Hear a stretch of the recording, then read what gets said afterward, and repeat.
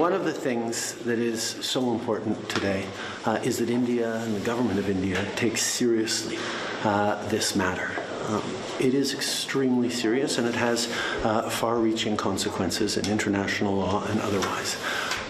For Canada, as I said yesterday, we're going to remain calm. We're going to remain grounded in our democratic principles and values. We're going to follow the evidence and make sure that the work is done to hold people accountable.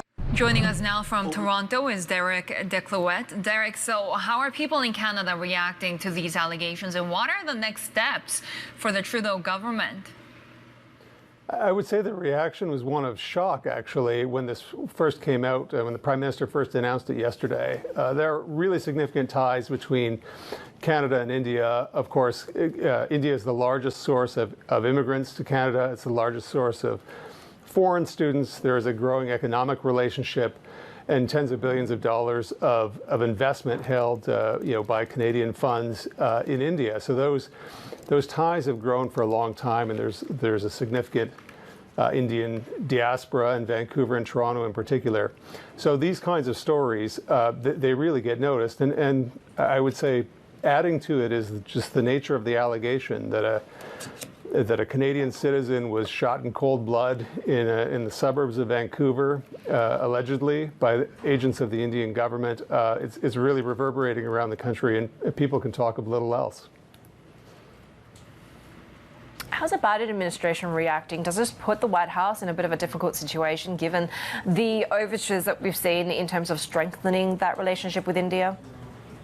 That's right. I mean, the Biden administration has reacted somewhat cautiously, but we did hear from John Kirby of the National Security Council, who said that these are obviously very serious allegations and that India needs to participate in a thorough investigation.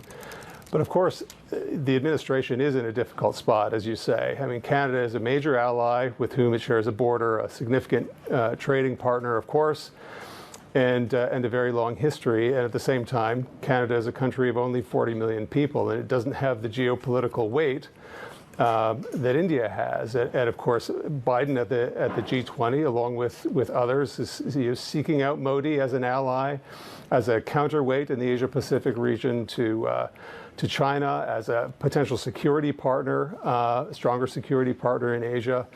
And so the U.S. is walking a fine line, and I think the Trudeau administration really does understand that, and they understand that publicly the United States and other allies will have to be cautious.